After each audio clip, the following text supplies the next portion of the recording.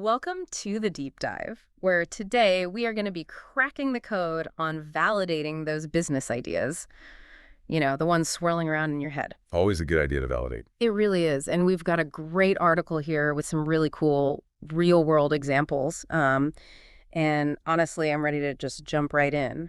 What do you think, expert speaker? Yeah, let's dive in. Let's start with the why, though. Why is validation so important in the first place?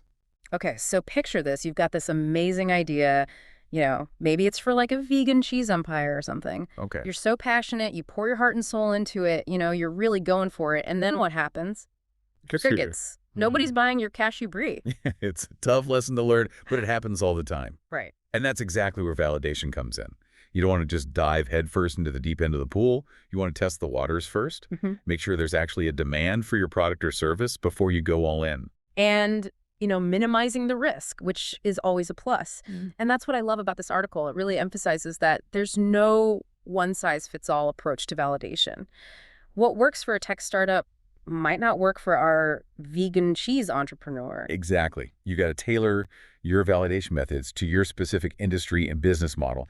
And that's what makes this article so valuable. Yeah. It breaks it all down for you, gives you different approaches for different situations. It's like a choose-your-own-adventure for validation, and it starts off by tackling a question that I know a lot of us in the service industry struggle with. How do you validate an idea when your product isn't something tangible like a block of cheese, but rather your expertise? Right.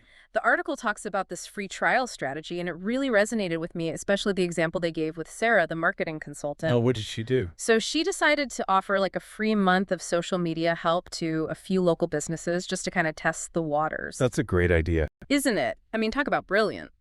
She gets real-world testing, gets feedback she can use to fine-tune her approach, and she might even convert those freebie clients into paying customers down the road. Yeah, it's a win-win-win situation. Yeah. Really smart validation can be a launch pad for your business, not just a safety net. 100%. And then there's the minimum viable service idea. Have you heard of this? Yeah. The article uses the example of Tom, a personal trainer, and instead of, going all out, building a whole online platform right from the get-go, he starts small, personalized workout plans delivered through email and just some basic check-ins, keeping it simple. I like that approach. Yeah. Because it really minimizes his upfront investment. Right. Right? He's not pouring tons of money into something elaborate without knowing if there's even a demand for it. Exactly. It's like dipping your toes into the entrepreneurial pool instead of doing a cannonball. Speaking of which, the article then jumps into how we can apply these principles to the digital world, and that's where things get really interesting. Oh, the digital world. It's like a whole laboratory for validating your ideas. You can test things out, tweak them, see what sticks so much faster and cheaper than we ever could before. It's true, and this article, it's got some really clever tactics. Like this one, the fake door test. Have you heard of this? I have. This sounds intriguing. So there's this software company, right? And they have this idea for a new feature, but they're not sure if people will actually use it. Okay, makes sense. So what do? They create a coming soon button for it on their website. Mm-hmm. But here's the kicker. The feature doesn't even exist yet. Wow, sneaky. Right. But genius. By gauging interest early on, they're getting a sense of what their users actually want before they even build it. Talk about working smart. It's like pre-ordering a product that's still on the drawing board. Exactly. And then there's the power of the landing page.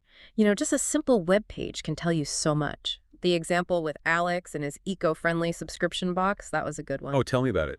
Okay, so Alex has this idea for a subscription box, right? All eco-friendly products, but he doesn't want to invest in inventory and all that jazz without knowing if there's even a market for it. The part. So he creates this really compelling landing page, showcases the products, the mission, the whole 9 yards. Mm-hmm. And guess what? What happened? People start signing up left and right. He validates his entire business model before even packaging a single box. That's incredible. A landing page. It's like a low-cost litmus test for your business idea. It really is, but the article doesn't just stop at, the easy stuff. It dives into the more challenging scenarios, too. Like, how do you validate an idea in a highly regulated industry? Like, you can't exactly offer free samples of a new financial product. Right. You can't just give away mortgages for free. Exactly. So when it comes to things like finance or healthcare validation, it takes on a whole new meaning. It's not just about whether people will buy what you're selling. It's about navigating the legal minefield, making sure you're playing by the rules. It's a whole different ballgame. It is. And the article gives this great example of a fintech startup that's developing an automated investing app. And instead of just jumping into the coding and all that, they decide to assemble this panel of experts, financial advisors, compliance specialists, even potential users to get their input early on. Now, that's smart thinking, tapping into all that collective wisdom right from the get-go. Right. They figure out potential roadblocks right away, build relationships with key stakeholders. It's a win-win. It's like getting a crash course from people who've already been through the trenches. Totally. And speaking of smart moves, there's this other example, this health tech company in the UK. They use something called a regulatory sandbox to test their AI diagnostic tool. Okay, regulatory sandbox. That sounds pretty official. What is that exactly? So it's basically this controlled environment where companies can try out these innovative products or services without, the full weight of the regulations coming down on them right away. So it's like a safe space for innovation. Exactly. And it allows them to experiment, gather real-world data, and potentially even speed up the approval process, which can be huge in industries like healthcare, where those approvals can take years. I can see how that would be a game changer. So it's Yeah. like a win-win for everyone. Innovation can flourish, but in a way that's still safe and responsible. Exactly. But, sometimes even with all these fancy tools and strategies, the most powerful validation, it comes from just getting out there and interacting with people in the real world. Sometimes the best feedback is face-to-face. It really is, and the article highlights this beautifully by drawing a distinction between validating local business ideas versus global ones. Remember Elisa, the vegan chef we talked about? Oh yeah, I liked her story. So she was testing her restaurant idea by hosting these pop-up dinners, right? A delicious way to test the waters. Right. She got to test her menu, get instant feedback from real customers, even start building a loyal following all before investing in a brick-and-mortar location. That's brilliant. Creating a buzz before you even open your doors. Exactly. But going global now, that adds a whole other layer of complexity to the validation game. Yeah, it's a whole different ballgame when you go global. Yeah. You're not just dealing with different markets, you're dealing with different cultures, different languages. Mm-hmm. What flies in one part of the world might totally bomb in another. Totally. It's like the article said you wouldn't launch a swimwear line in Antarctica without checking to see if penguins are even interested. Exactly. You've got to do your homework. Yeah. And that's why that example with the language learning app really stood out to me. Yeah, they were smart about it. Instead of just launching globally all at once, they picked 3 totally different markets to test their app in Sweden, Brazil, and Japan. Smart move, covering all their bases. Right.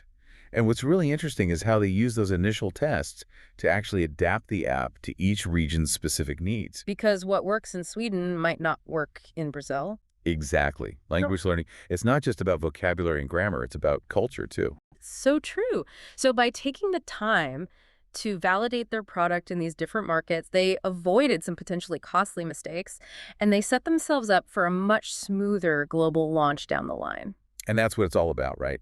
Validation, it's not just about avoiding failure. It's about setting yourself up for success. It's about getting those insights you need to build a product or a service that people actually want and need no matter where they are in the world. It's about turning those what-if ideas into let's do this realities. Exactly. So as we wrap up this deep dive, I'm curious what's resonating with you. Which validation story really got your wheels turning? We've covered a lot of ground today, from free trials to regulatory sandboxes to the power of a good old-fashioned pop-up dinner. It's true. We threw a lot at you. So what could you adapt? What could you take and use to test out your own brilliant business idea? Because remember, validation, it doesn't have to be this big, scary thing. You can start small, experiment, have fun with it, and who knows, your idea could be the next big thing. Until next time, keep those ideas flowing and keep diving deep.